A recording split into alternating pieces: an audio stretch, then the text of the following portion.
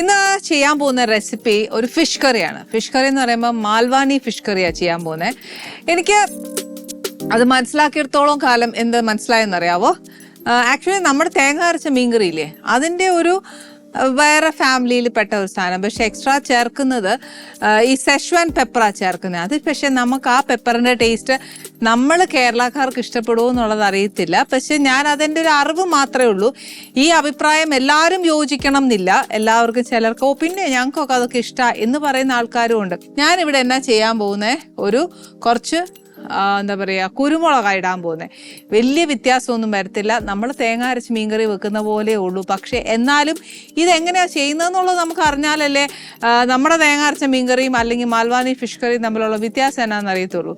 ഇതിനകത്ത് ഈ പറഞ്ഞ പോലെ കടുക് വറക്കൽ അങ്ങനത്തെ പരിപാടികളൊന്നുമില്ല, ഡയറക്റ്റായിട്ടെല്ലാം ചെയ്യുന്ന. ഇനിയിപ്പോൾ അതിന് വേണ്ടിയിട്ട് ഇൻഗ്രീഡിയൻസ് എന്നാന്ന് വെച്ചാൽ പുതുമയായിട്ടുള്ള ഇൻഗ്രീഡിയൻസ് അങ്ങനെയൊന്നുമില്ല. ഇതിനകത്ത് വേണ്ടിയത് 1 കപ്പ് തേങ്ങയാണ് വേണ്ടേ, തേങ്ങ അരച്ചാണ് വെക്കുന്നത്. പിന്നെ വേണ്ടിയത് ഒരു വലിയ തക്കാളി, പിന്നെ ഒരു 3-4 വെളുത്തുള്ളി, ഇതിനകത്ത് ഇഞ്ചി ചേർക്കത്തില്ല. പിന്നെ വേണ്ടിയ കുറച്ച് പച്ചമല്ലിയ. ഇനിയിപ്പോൾ അതില്ല എന്നുണ്ടെങ്കിൽ നമുക്ക് മല്ലിപ്പൊടി എടുത്താലും മതി. പിന്നെ വേണ്ടിയത് കുറച്ച് മഞ്ഞൾപ്പൊടി. ഇത് ഒന്നെങ്കിൽ നമുക്ക് കാശ്മീരി മുളക് എടുക്കാം, ഇത് സാധാ വറ്റൽമുളക് എടുത്തിരിക്കുന്നത്. അതല്ലാന്നുണ്ടെങ്കിൽ മുളക് പൊടി എടുക്കാം. ഞാൻ 2 ഓപ്ഷൻ ഇവിടെ വെച്ചിട്ടുണ്ട്. വേണ്ടേ, മുളകും എടുത്തു, മുളക് പൊടിയും എടുത്തു, ഏത് വേണമെങ്കിലും നമുക്ക് എടുക്കാം. പിന്നെ എന്നാ ചെയ്യേണ്ടതെന്ന് വെച്ചാൽ നമ്മൾ വെളുത്തുള്ളി അരയ്ക്കുന്നുണ്ട്, അത് പോരാതെ കുറച്ച് വെളുത്തുള്ളി നമുക്ക് വഴറ്റാനും കൂടെ ഇടണേ. പിന്നെ എടുത്തത് കുറച്ച് ചെറിയ ഉള്ളിയാ. ചെറിയ ഉള്ളി ഇല്ലാന്നുണ്ടെങ്കിൽ നമുക്ക് സവാള എടുക്കാം. ഇതേപോലെ കുഞ്ഞു കുഞ്ഞായിട്ട് അരിഞ്ഞെടുക്കണേ. പിന്നെ ഉള്ളത് കൊടംപുളിയാ. പിന്നെ ഉള്ളതാ കുരുമുളക്, ഇത് പൊടിയാ, അതല്ലെങ്കിൽ തല്ലിയിടണം. കുരുമുളകായിട്ട് എടുത്തിട്ട് അതിനെ ചതച്ചിടണം. പിന്നെ ഉള്ളത് കുറച്ച് ഉപ്പ്. കറിവേപ്പില ഇടുകയില്ല, പക്ഷെ ഞാൻ ഇടുന്നു, അതാണ് വ്യത്യാസം. പിന്നെ എന്നാ കേരള മീൻകറിയും മാൽവാനി മീൻകറിയും നമ്മൾ എന്നാ വ്യത്യാസമൊന്നുമല്ലേ. പക്ഷെ എന്നാ ചെയ്യാനാ, മീൻകറിക്കൊക്കെ ഇച്ചിരി അത് അവർക്കറിയാൻ മേലാഞ്ഞിട്ടാന്നേ. കറിവേപ്പില ഇട്ടാൽ ഗുണമുണ്ടോ എന്നുള്ളത് അവർക്കറിയാൻ മേലാഞ്ഞിട്ടാ, നമുക്കറിയാമല്ലോ. അന്നേരം പിന്നെ ഇച്ചിരി എന്നാ പറയുക, വെളിച്ചെണ്ണയിലും വെച്ചേച്ച് കറിവേപ്പില ഇടാതെ തേങ്ങ അരച്ചെല്ലാം വെച്ചേച്ച് എന്നെ മീൻകറി, അത് അവർക്ക് ആ രുചി അറിയത്തില്ല. നമ്മളിപ്പോൾ ഇവിടെ ചെയ്തേച്ചാൽ നമ്മൾ അവരെ കാണിച്ചു കൊടുക്കണം ഇങ്ങനെയാണ് വെക്കണ്ടേന്നുള്ളത്. പിന്നെ ഞാൻ മേടിച്ചേക്കുന്ന കുറച്ച് നെമ്മീനാ. നെമ്മീൻ തന്നെ വെക്കണമെന്നൊന്നുമില്ല, പക്ഷെ നമുക്ക് ഗസ്റ്റൊക്കെ വരുമ്പോൾ വിളമ്പാനായിട്ട് എളുപ്പം ഇതാ. അല്ല മറ്റേതാ ഇഷ്ടമെങ്കിൽ അങ്ങനെ ചെയ്യാം. മീൻകറിക്ക് ഇന്ന കറിക്കകത്ത് വെക്കണമെന്നൊന്നും നിയമമൊന്നുമില്ല എന്നെ സംബന്ധിച്ച്. തീ കത്തിച്ചേച്ച ഫസ്റ്റ് നമുക്കൊരു അരപ്പരക്കണം. അതിന് വേണ്ടിയ കാര്യങ്ങളാണ് വേണ്ടേ. 1 കപ്പ് തേങ്ങ, അതിൻ്റെ കൂട്ടത്തിൽ ഈ 1 തക്കാളി ഫുള്ള് അരിഞ്ഞിടാം. അതല്ല ഇതിൻ്റെ കൂടെ അരയ്ക്കണമെങ്കിൽ അങ്ങനെയും ചെയ്യാം. ഒരു 2-3 വെളുത്തുള്ളി. മല്ലി ഈ പറഞ്ഞ പോലെ 1 ടീസ്പൂൺ, ടീസ്പൂൺ അല്ല 1 ടേബിൾ സ്പൂൺ.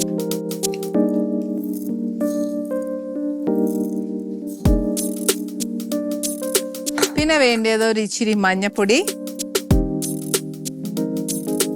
ഒന്നെങ്കിൽ വറ്റൽമുളക്, അല്ലെന്നുണ്ടെങ്കിൽ മുളക് പൊടി, ഏതാ നമുക്ക് വേണ്ടെന്ന് വെച്ചാൽ ചെയ്താൽ മതി. നിറവും കിട്ടി എരിവും വേണ്ടാന്നുണ്ടെങ്കിൽ ഞാൻ എപ്പോഴും പറയത്തില്ലേ, ഒരു ബേഡഗി മുളകെന്നും പറഞ്ഞിട്ട് ഒരു മുളക് കിട്ടും, അത് ചെയ്താൽ നല്ലതാണ്. പക്ഷെ ഒരുപാട് വാങ്ങിച്ച് നമ്മുടെ ഈ ക്ലൈമറ്റിൽ അത് സൂക്ഷിക്കാൻ പാടില്ല. കാര്യം എന്താണെന്ന് വെച്ചാൽ പെട്ടെന്ന് അതിന് പൂത്തുപോയി നമുക്ക് ആ പൂപ്പൽ പോലെ വന്നില്ല എന്ന് ഉണ്ടെങ്കിൽ പോലും നമുക്ക് ആ കറിയുടെ സ്വാദിൽ കയ്പ്പ് വരും.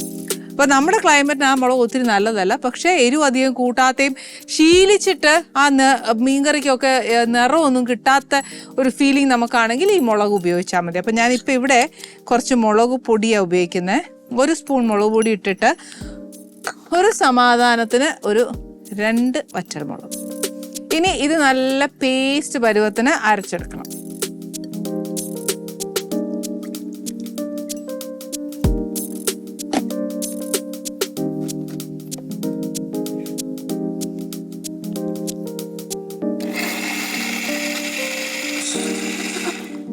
ഇത് അരയ്ക്കുന്ന സമയം വേറെ പണികളുണ്ട്. എന്താണെന്നറിയോ, ചട്ടി ചൂടായി. ഇനി ഇങ്ങോട്ട് വെച്ചോണ്ടിരുന്ന് കഴിഞ്ഞാൽ ചിലപ്പോൾ ചട്ടി അങ്ങ് പൊട്ടും.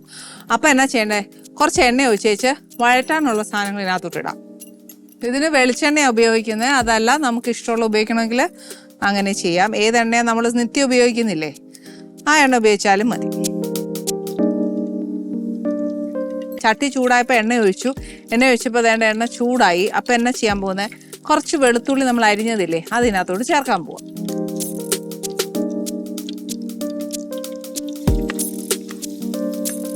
ഇതിൻ്റെ കൂട്ടത്തിൽ തന്നെ മുരിയാനുള്ള സാധനമാ വേണ്ട. ചെറിയ ഉള്ളിയോ സവാളയോ ഏതാ നമുക്ക് എളുപ്പമെന്ന് വെച്ചാൽ അതായിരിക്കാം. ചെറിയ ഉള്ളിയാണെങ്കിൽ കുറച്ചുകൂടി ടേസ്റ്റ് കൂടും.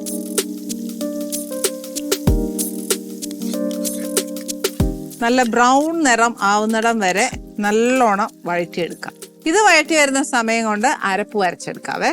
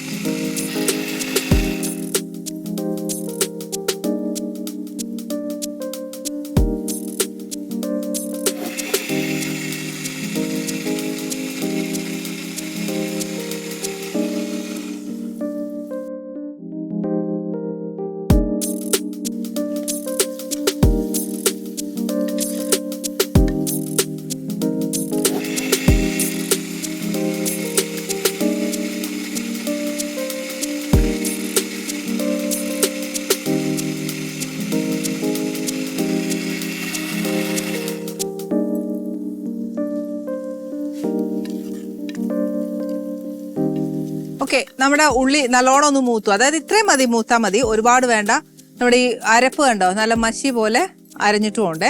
എന്നുവെച്ചാൽ ഇതിനെ എന്നാ ചെയ്യണമെന്ന് വെച്ചാൽ ഈ അരപ്പിനെ നമ്മൾ ഈ ഉള്ളി വഴറ്റിയതിനകത്തോട്ട് ഇടുക. എന്നുവെച്ചേ ആ വെള്ളത്തിൻ്റെ കണ്ടന്റ് എല്ലാം ഒന്ന് പോയി എണ്ണയൊന്ന് തെളിയണം. അതാന്നു അതിൻ്റെ ആ പരിവം. ഞാൻ ആ മിക്സി അങ്ങോട്ട് കഴുകാതെ മാറ്റി വെച്ച എന്നാന്നോ, അതിനകത്ത് നിന്ന് ആ വെള്ളം എടുക്കണം. അതായത് ആ അരപ്പ് കഴുകിയ വെള്ളമില്ലേ, അന്നേരം ആ വെള്ളം വേണം. ഇതൊന്ന് എണ്ണ തെളിയുന്നിടം വരെ ഇതിനകത്തൊന്ന് കിടന്നോട്ടെ. ഈ സമയത്ത് ഞാൻ ഒരു ഇച്ചിരി ഉപ്പിടുക, അരപ്പിനകത്തോട്ട് വേണ്ടിയ ഉപ്പ്.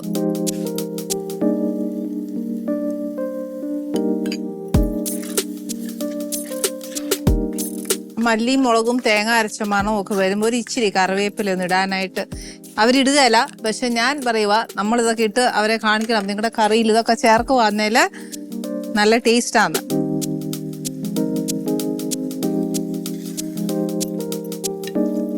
ഈ അരപ്പായോ എന്ന് അറിയുന്ന പരുവ് എങ്ങനെയാണെന്നറിയാവോ?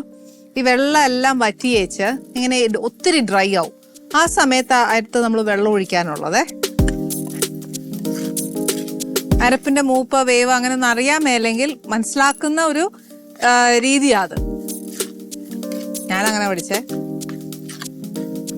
അപ്പൊ അതിന്റെ പച്ചച്ചൊവ്വ അതെല്ലാം ഒന്ന് മാറും. അപ്പൊ നമുക്ക് അടുത്ത വെള്ളം ഒഴിക്കുമ്പോൾ മീനിടുമ്പോഴൊക്കെ ആ ഒരു തേങ്ങയുടെയും അരപ്പിന്റെയും ഒക്കെ ഒരു പച്ചച്ചൊവ്വയുണ്ടല്ലോ, അതൊന്ന് മാറിക്കിട്ടുകയും ചെയ്യും.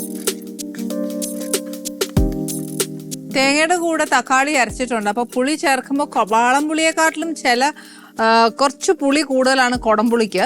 അപ്പൊ ഈ കൊടംപുളി ചേർക്കുമ്പോൾ കൊടംപുളിയിലും ശ്രദ്ധിക്കേണ്ട എന്നാന്ന് വെച്ചാൽ ചില പുളികൾക്ക് ഭയങ്കര പുളിയാ.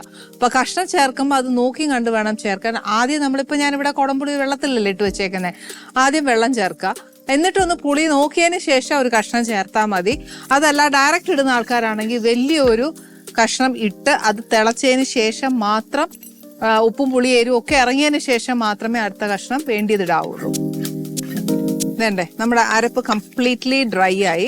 അപ്പൊ ഈ സമയത്ത് ഞാൻ നമ്മുടെ കൊടംപുളി ഇതിനകത്തോട്ട് ചേർക്കുക.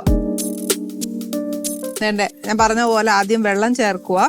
വെള്ളം ചേർത്ത് ആ പുളിയുടെ വെള്ളത്തിനകത്ത് പുളി ആ അരപ്പിന് മൊത്തമായിട്ട് ഉണ്ടെന്നുണ്ടെങ്കിൽ വേറെ കഷ്ണം ഞാൻ ചേർക്കുകയില്ല. അഥവാ പുളി കുറവാന്നേ മാത്രം.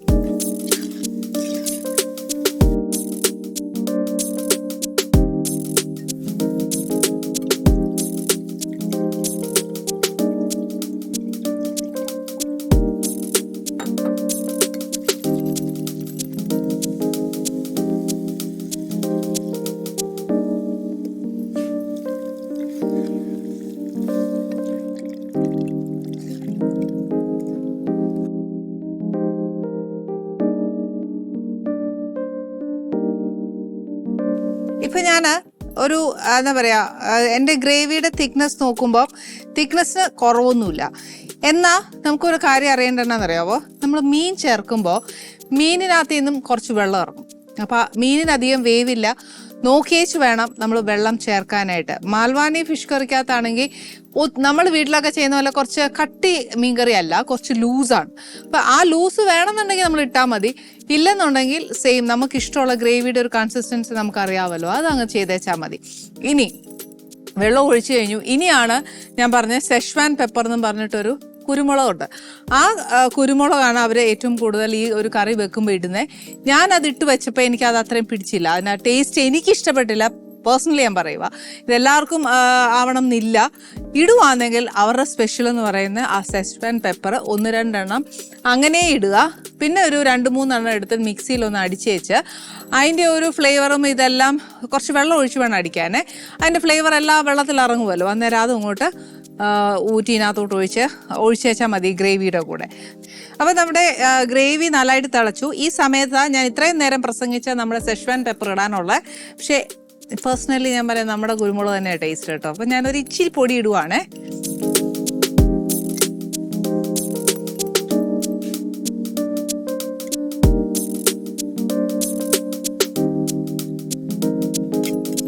മേ ബി ആ സെഷ്വാൻ പെപ്പർ ഇടുമ്പോഴായിരിക്കും അതിൻ്റെ ആ വ്യത്യാസം വരുന്നത്. ഇട്ടോളൂ, കുഴപ്പമൊന്നുമില്ല. പക്ഷെ എന്നാലും നമുക്ക് ഈ പറഞ്ഞ പോലെ അതിൻ്റെ ടേസ്റ്റ് എന്നാന്ന് അറിയണ്ടേ. പിന്നെ ഇവിടെ ഞാൻ ആ പരീക്ഷണം എടുക്കാത്ത എന്നാന്ന് വെച്ചാൽ, ചിലപ്പോൾ നമ്മുടെ ഗസ്റ്റ് വരുമ്പോഴത്തേനും അത് കൊടുക്കുമ്പോൾ അവർക്കും ചിലപ്പോൾ എന്നെ പോലെ ആ ഒരു പെപ്പറിൻ്റെ ടേസ്റ്റ് ഇഷ്ടപ്പെട്ടില്ലെങ്കിലോ എന്നൊക്കെ ഒരു അനാവശ്യ ചിന്ത ആയിരിക്കാം. പക്ഷെ എന്നാലും അങ്ങനെ ഒരു ടു കോൺഷ്യസ്, അതുകൊണ്ട് മാത്രമാട്ടോ ഇടാത്തത്. പിന്നെ ഇനിയിപ്പോൾ ദേ വെട്ടി തിളച്ചു. ഞാൻ ആ മീൻ ഒന്നിട്ടേച്ച് ബാക്കി പറയാം.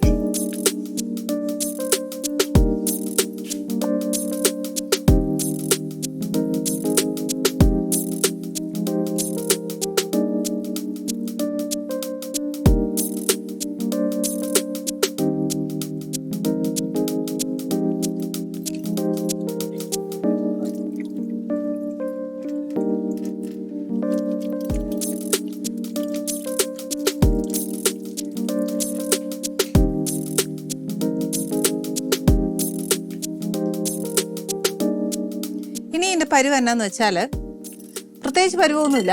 നിറച്ച് കറിവേപ്പില ഇടുക, പുളിയൊന്ന് നോക്കുക, ഉപ്പൊന്ന് നോക്കുക, ഇതെല്ലാം ചെയ്യുക. എന്നിട്ട് ഗ്രേവിയുടെ അളവ് നമ്മൾ എപ്പോഴും നമ്മുടെ ഇഷ്ടാനുസരിച്ച് നോക്കിയാൽ മതി.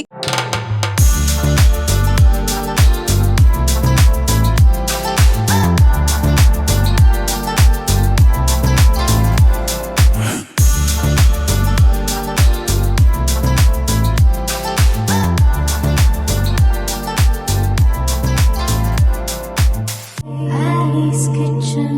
Let's cook with love.